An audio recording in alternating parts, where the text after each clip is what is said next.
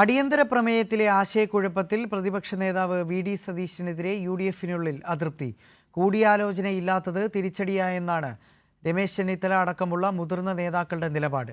ലീഗും വിഷയത്തിൽ അതൃപ്തി രേഖപ്പെടുത്തിയെന്നാണ് വിവരം.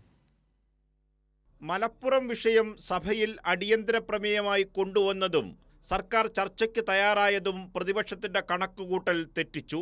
മലപ്പുറം വിഷയം സഭയിൽ ഉന്നയിക്കാൻ ലീഗ് MLA-മാർ തയ്യാറായില്ല. പകരം കോൺഗ്രസ് MLA സണ്ണി ജോസഫാണ് അടിയന്തര പ്രമേയത്തിന് നോട്ടീസ് നൽകിയത്. വിഷയം തെരഞ്ഞെടുത്തതിലും തുടർന്നെടുത്ത നിലപാടിലും പ്രതിപക്ഷ നേതാവിന് തെറ്റിയെന്നാണ് UDF-ലെ മുതിർന്ന നേതാക്കളുടെ നിലപാട്. സർക്കാരിനെതിരെ കഴിഞ്ഞ ഒരു മാസത്തിലധികമായി കെട്ടിപ്പൊക്കിക്കൊണ്ടുവന്ന ആരോപണങ്ങൾ സോപ്പുകുമിള പോലെ പൊട്ടിപ്പോയെന്നാണ് നേതാക്കളുടെ വിലയിരുത്തൽ.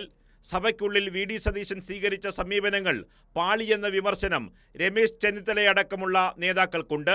തർക്കത്തിനിടയിൽ രമേശ് ചെന്നിത്തല തന്നെ ഇത് പരോക്ഷമായി ഉന്നയിച്ചു. ഇതിനെ ഭരണപക്ഷം പിന്തുണച്ചതും വി.ഡി. സതീശന് തിരിച്ചടിയായി. സാർ, ഈ സഭയ്ക്ക് ഒരു അന്തസ്സുണ്ട്, ഈ സഭയ്ക്ക് ഒരു പാരമ്പര്യമുണ്ട്. മറ്റ് സാർ, ആ പാരമ്പര്യത്തിന് നിരക്കാത്ത നിലയിലാണ് ഇവിടെ കാര്യങ്ങൾ നടന്നത്. മുൻ പ്രതിപക്ഷ നേതാവ് സംസാരിച്ച ആദ്യ ഭാഗത്തോട് ഞാൻ പൂർണ്ണമായും യോജിക്കുകയാണ്. കാരണം ഈ സഭയുടെ അന്തസ്സ് പാലിച്ചു പോവുക എന്നുള്ളത് രണ്ട് ഭാഗവും ശ്രദ്ധിക്കേണ്ട ഒരു കാര്യം തന്നെയാണ്. കേരള നിയമസഭയിൽ ഏറെക്കാലം പ്രതിപക്ഷ നേതാവായിരുന്ന ശ്രീ രമേശ് ചെന്നിത്തല ആദ്യം പറഞ്ഞ ഭാഗം വളരെ പ്രസക്തമാണ്. അദ്ദേഹം പറഞ്ഞത് ഈ സഭയുടെ ഒരു നിലവാരമുണ്ടായിരുന്നു എന്ന് വെച്ചാൽ പ്രതിപക്ഷ നേതാവ് ഉൾപ്പെടെ ഒരു നിലവാരത്തോടു കൂടിയാണ് പ്രവർത്തിച്ചിരുന്നതാണ് തൊട്ട് മുൻപുള്ള പ്രതിപക്ഷ നേതാവ് വ്യക്തമാക്കിയത്. ആ നിലവാരം ഇല്ലാതായി എന്ന് പറയുന്നതോടെ യഥാർത്ഥത്തിൽ UDF-നകത്തും കോൺഗ്രസിനകത്തും പ്രതിപക്ഷ നേതാവിൻ്റെ ഇപ്പോഴത്തെ സമീപനത്തോട് കടുത്ത വിയോജിപ്പുണ്ട് എന്ന് വ്യക്തമായിട്ടുണ്ട്.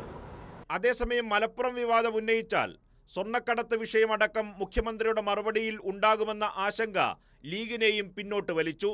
സ്വർണ്ണക്കടത്തുകാരുമായി കൈകോർത്ത് MK മുനീർ നടത്തിയ പദ്ധതി ആരോപണത്തിന്റെ നിഴലിലാണ്. ഈ ഘട്ടത്തിൽ ചർച്ച ഒഴിവാക്കാൻ ലീഗും ആവശ്യപ്പെട്ടെന്നാണ് സൂചന. വി.ഡി. സതീശന്റെ സൂക്ഷ്മതക്കുറവാണ് എല്ലാം തകിടം മറിച്ചതെന്ന നിലപാട് ലീഗിലും ശക്തമാണ്. ചുരുക്കത്തിൽ പ്രതിപക്ഷം ഒളിച്ചോടിയെന്ന ഭരണപക്ഷത്തിന്റെ ആരോപണത്തിൽ വലയുകയാണ് നേതാക്കൾ. കേരളത്തിലെ പ്രതിപക്ഷ നേതാക്കളിൽ ഏറ്റവും ഭീരുവായ പ്രതിപക്ഷ നേതാവ് ആര് എന്നുള്ളതിനൊരു അവാർഡ് പ്രഖ്യാപിച്ചാൽ അതൊരു സംശയം വേണ്ട, ശ്രീ വി.ഡി. സതീശൻ അതിന് അർഹനായിരിക്കുകയാണ്. നൃപൻ ചക്രവർത്തി, കൈരളി ന്യൂസ്, തിരുവനന്തപുരം.